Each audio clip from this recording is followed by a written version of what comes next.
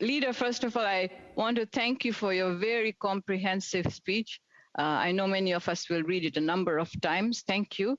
And also for answering all our questions. Senator Gold, this is a question very different from all the questions you've been asked. And, you know, we've spent a lot of time talking about the current state of Canada. We've talked about protests, blockades, trade disruptions. I'm sure everyone in the chamber would agree that the current state of affairs is very troubling. Leader, while we work to discuss where we are and where we need to go, I think we also need to, with especially this inquiry, and find further ways to look at the root causes of what got us here. And, you know, in the public inquiry and even earlier, you said that, you know, the inquiry itself will be a post-mortem.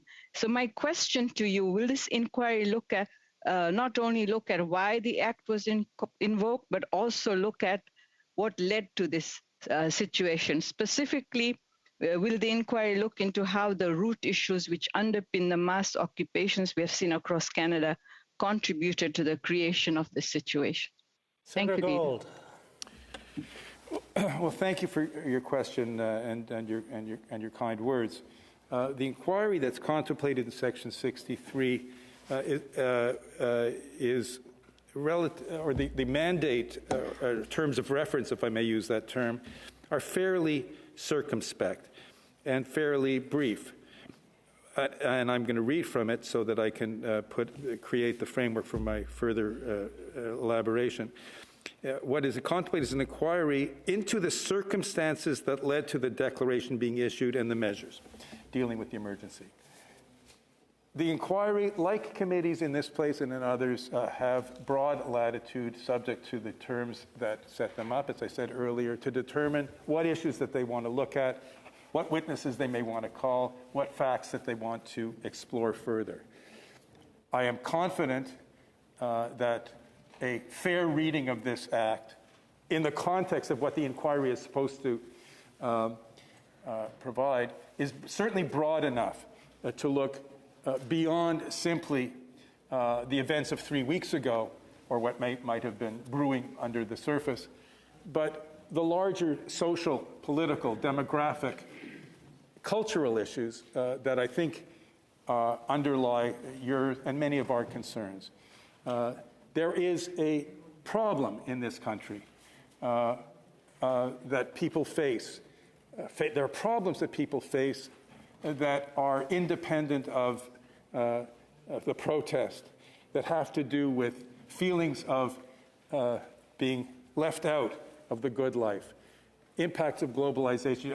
I should stop because the academic in me could go on at some length. Sufficient to say that the inquiry is designed to throw a spotlight on what has happened, and if the commissioners or those involved with constitute the inquiry believe that it's important to explore what the underlying social causes are, there's nothing in the Act that would preclude them from doing that, and I think we would all welcome that. Senator Jaffer, did you have a supplementary? Yes, please, Speaker.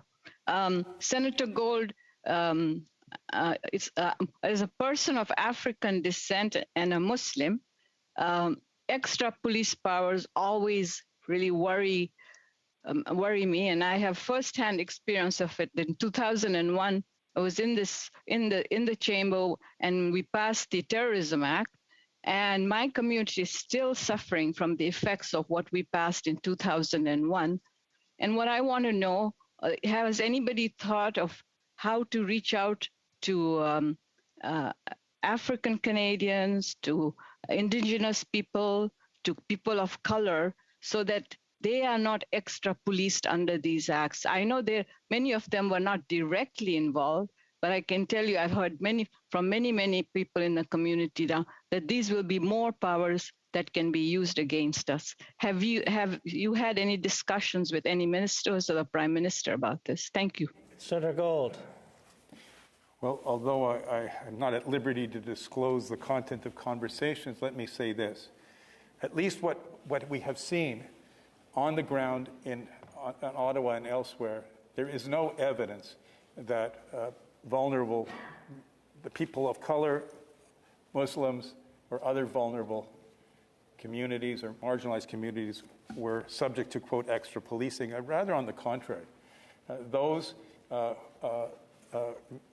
folks, such as you have described here in Ottawa, certainly, have benefited from the intervention of the police, benefited from the fact that some of the abuses to which they've been subjected, verbal, physical, and the like, are no longer taking place.